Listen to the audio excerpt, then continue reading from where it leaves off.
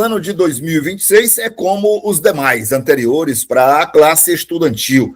A juventude, a galera que já está um pouquinho mais adiantada, o pessoal que já está lá adiante, os idosos também, que se jogam para continuar estudando, para continuar aprendendo, porque às vezes a gente tem essa ideia de, não, é só o jovem que estuda. Engano, né? Tem os velhinhos também, aqueles mais idosos que aproveitam o tempo vago para se qualificar em alguma função, em alguma área, ou simplesmente para passar o tempo, o que é uma coisa absolutamente saudável, né? E a gente vai falar um pouquinho sobre isso neste bate-papo que a gente vai ter agora com o professor Wellen Moura, ele que é biólogo e professor de biologia e que vai falar um pouco sobre a necessidade de, a partir de agora, no comecinho do ano, quem quiser se preparar para o Enem deste ano, ou para algum vestibular, ou simplesmente para aprender, né, algo sobre biologia, começar já a estudar. E qual é a forma do estudo? É isso que a gente vai saber agora com o professor Wellen. Como é que está, professor? Tudo bem? Bom dia, Genildo. Como é que vai? Tudo bem? Uma honra estar aqui contigo, fazendo esse bate-papo. Te agradecer por essa oportunidade. Vamos conversar. Vamos conversar, então. Professor, é necessário realmente começar a estudar assim com tantos meses de antecedência? A gente tem uma previsão aí do Enem para novembro, né, deste ano, de novo, e depois tem o vestibular, né, depois vem o vestibular, e o vestibular às vezes é em dezembro, às vezes é em janeiro e tal, então está um pouco distante, é o que eu imagino, é o que muita gente imagina, mas é necessário mesmo? Eu não vou dizer que é necessário, eu vou dizer que é fundamental. Por exemplo, quando a gente fala de Enem, ela vai abarcar 3 anos de ensino médio em uma única prova. São 2 dias de prova cada dia, com 90 questões. Então, é um preparo que ele vai além da cognição. Ele é um preparo que perpassa pela questão física, perpassa pela questão emocional. Então, começar essa preparação desde cedo, com um planejamento adequado, as horas adequadas de estudo, dando tempo para oxigenar o cérebro, é fundamental para ter um bom desempenho nessas provas. Começa agora. Agora começa de vez ou vai naquela história devagarzinho e tal? Porque a maioria acabou o ensino fundamental, o segundo grau, chamado assim, né? Que é do meu tempo, segundo grau, o ano passado, né? Ou estará terminando ainda esse ano. Como é que deve ser? Num ritmo intenso, professor? Não. É que nem a gente está, vamos falar assim, ó, academia. A gente estava treinando, para, o tempo volta. A gente não volta de vez. Volta com a carga moderada, volta de uma forma mais tranquila, e à medida que a prova vai chegando próximo, o processo vai se intensificando. Mas aí é que está. Quando o processo, perto da prova, começa a se intensificar, nós já estamos condicionados. Então, a carga diminui muito. Então, agora, começa de uma forma moderada, mais tranquila, fazendo uma revisão básica, né, para a galera que está no 3º ano, utilizando os assuntos que o professor está trabalhando na sala de aula, já treinando as questões do Enem com esses assuntos. A galera que formou no passado, pega o programa do Enem direitinho, faz um planejamento básico e começa dessa forma, respondendo questões, simuladinhos, e aí quando vamos chegando perto da prova, aí já é necessário que a gente dedique já um tempo maior, um foco maior para os estudos, para ter sucesso. Certo. Muita gente imagina, professor, uma coisa. Se olha, eu não vou precisar de biologia na minha vida, porque eu vou estudar, vamos dizer, vou chutar aí uma profissão. Eu vou estudar para engenheiro civil. Para que eu quero estudar biologia? Eu vou estudar para ser piloto de avião. Para que eu quero estudar biologia? Eu vou fazer o vestibular para a área de engenharia aeronáutica. Para que eu quero biologia? Então, professor, eu pergunto, qual é a importância, efetivamente, de você aprender biologia com o mesmo peso, o mesmo interesse de outras matérias que sejam ligadas à área da escolha do aluno? A responder essa pergunta é muito, muito, muito, muito importante. A biologia é a ciência da vida. Então, se a biologia é a ciência que estuda a vida, as nossas relações, elas são relações que envolvem a nossa vida, portanto, envolvem biologia. Por exemplo, quando a gente vai falar de engenharia espacial, a gente vai falar de engenharia civil, a gente vai poder falar do nosso condicionamento físico, a gente vai falar de sistema endócrino, dos hormônios envolvidos, da atividade neuronal, da atividade muscular. Tá? Quando a gente vai falar também da engenharia civil, é importante citar as questões ambientais, que são fundamentais para a construção de uma obra. E aí é entender o vegetal, entender a ecologia, entender a fauna e flora daquele local. Então, a biologia é uma ciência que ela não descola dessas áreas. Na verdade, ela está muito fundamentada dentro dessas áreas. Agora, é claro que dentro de cada área em particular, existem os pesos, né? Tem disciplinas que, obviamente, vão ter pesos maiores, mas isso não invalida as outras disciplinas. Então, as ciências biológicas estão aí muito presentes na vida das pessoas, embora, muitas vezes, elas nem percebam. É verdade. Eu tenho certeza que a sua resposta vai ser não, mas eu vou perguntar, biologia é uma matéria difícil? Não. A biologia é linda, Genil. A biologia ela é sensacional. Agora, nos anos anteriores, eu costumo dizer que a gente aprende biologia de uma forma muito propedêutica. Aquela biologia viciada no decorar nomes, decorar processos, para aplicar isso na resolução de uma prova. E aí já precisa entender que a biologia ela é uma ciência que assim como toda outra, que se correlaciona com o nosso dia a dia. E o Enem faz isso dentro da competência 3, 4, entender a biologia dentro de um contexto tecnológico, dentro de um contexto ambiental, só para ilustrar o que eu estou falando, fotossíntese, que é caótico para os meninos, todas aquelas etapas, mas entender fotossíntese dentro do processo do aquecimento global. Se não tiver os vegetais que absorvam gás carbônico na atmosfera, esse gás carbônico se acumula na atmosfera, o calor é retido, a temperatura aumenta. E isso gera todo o transtorno que a gente está vivenciando no dia a dia. Perceba que, à medida que os anos vão passando, a gente vai vivenciando temperaturas extremas. E isso passa pela questão ambiental, isso passa pelo desmatamento, isso passa pelo processo fotossintético. Então, a partir do momento que a gente correlaciona esses conhecimentos com as nossas questões cotidianas, aquilo que a gente está vivenciando, vá por mim, me arrepio todo só em falar, que você não está vendo, o conhecimento ele torna-se prazeroso. Por isso, por isso que a biologia é fundamental nesse processo todo. Muito bem. Você sabe que, e todas as pessoas que estão nos assistindo agora, que é muito comum que tenhamos profissionais dedicados, né, a determinadas atividades em nossa vida. Todo mundo tem hoje. A mulher tem um obstetra, que é aquela pessoa escolhida, tem um ginecologista, tem aquela pessoa, enfim, que acompanha o pré-natal quando ela busca a gravidez. O cara que pratica educação física tem o seu personal trainer, né? Aquele que ensina na academia, tá lá colado, que dá aula para eles, não é assim e tal, vai orientar a postura, vai orientar a forma de correr. O meu caso, eu tenho meu personal, me formei em educação física, mas eu continuo com o meu personal, né? O cara que me ensina a correr, porque a gente não sabe de tudo e sempre tem alguém para nos ensinar algo mais também. E você decidiu, a partir deste ano de 2026, lançar algo novo no mercado, que é o personal teacher, nome bonito danado, né? É o professor pessoal, né? Aquele cara que vai ensinar diretamente na cara do aluno. Eu queria que você explicasse, então, como é que isso vai funcionar, professor? Bom, muito você está perguntando isso.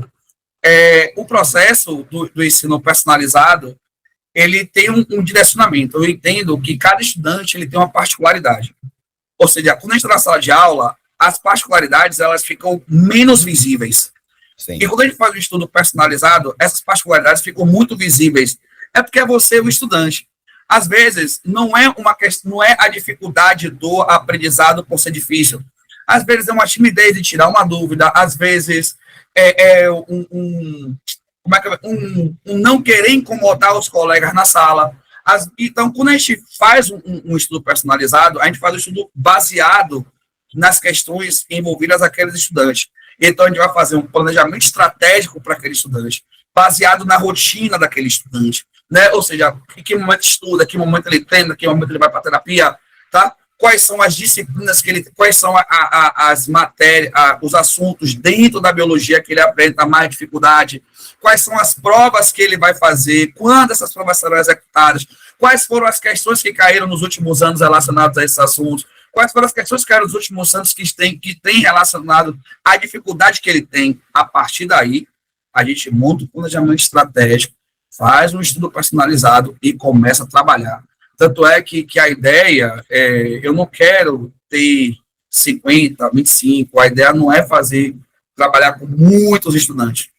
A ideia, para fazer um trabalho desse, é preciso trabalhar com um número reduzido de estudantes, porque a ideia não é a quantidade, é a qualidade do processo, ou seja, é olhar um pouco para o ser humano que está na minha frente, né? Não é entendê-lo como um número, como um objeto de aprovação, um estudante que está ali em busca do sonho dele, que está ali em busca do sonho não é só dele, é dele, da família dele, e passa a ser meu também, porque eu assumi essa missão junto com ele, tá? Então, e aí deixar esse processo, porque ele é um processo doloroso, Genil.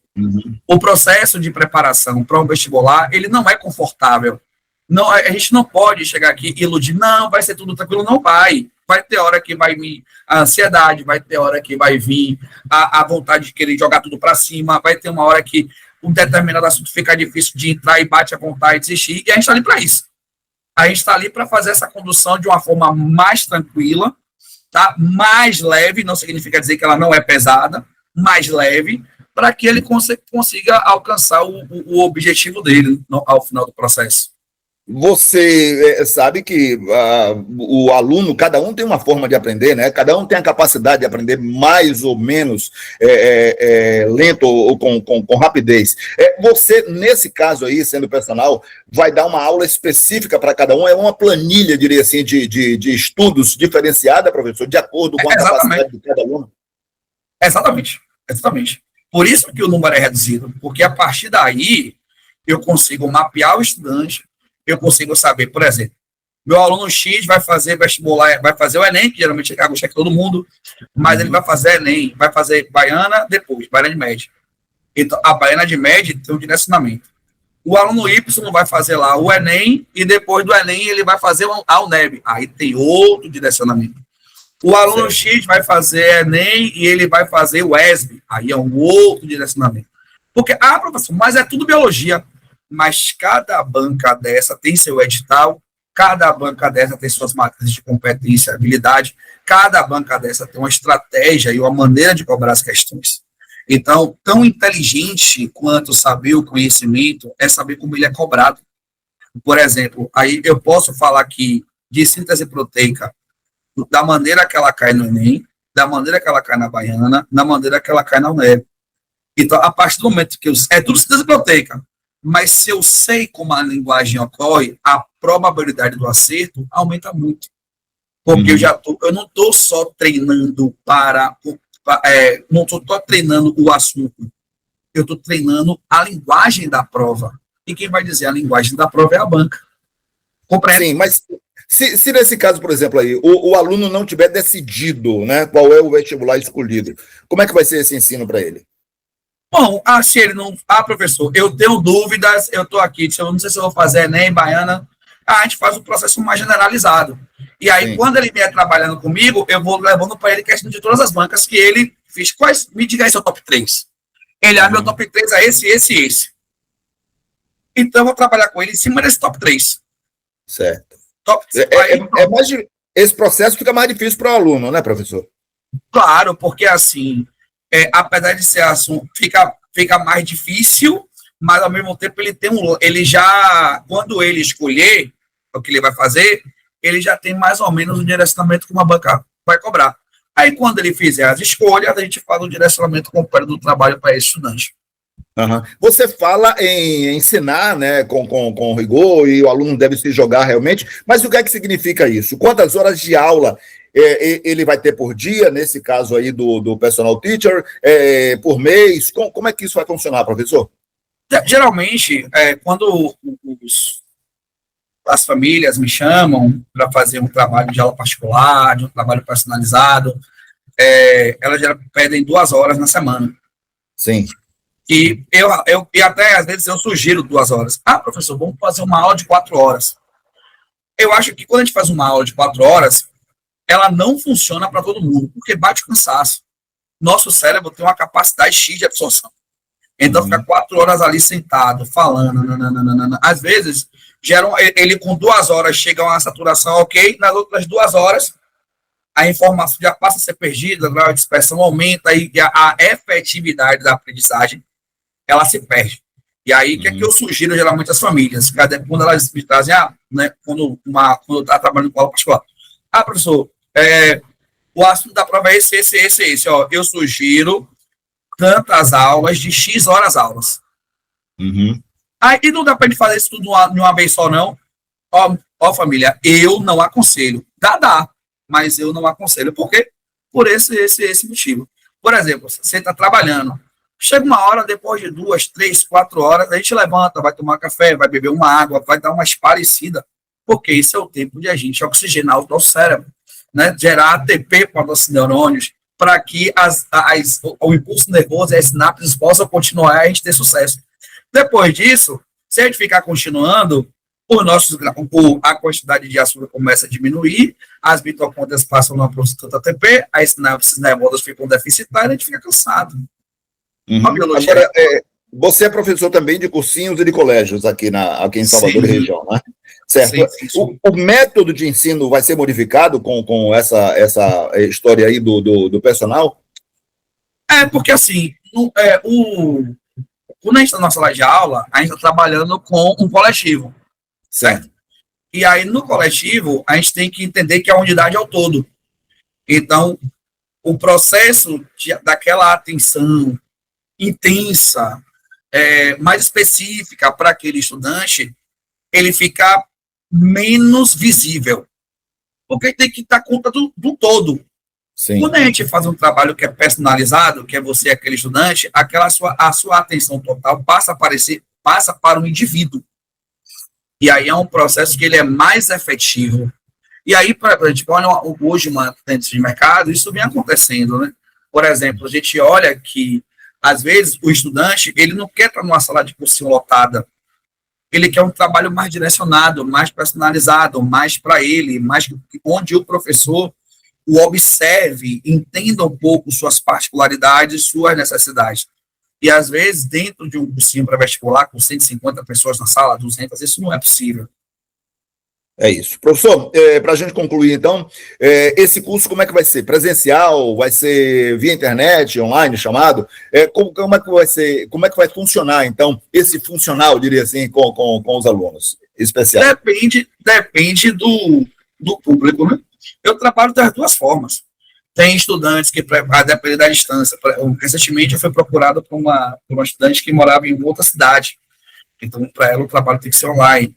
Fui procurado por um estudante que mora aqui em Salvador, que prefere um trabalho presencial, a gente faz um trabalho presencial. Então, isso vai muito, eu não tenho preferências, né? Pode ser online, pode ser presencial, o efeito do trabalho é muito parecido. Então, depende do estudante. Depende do estudante, né?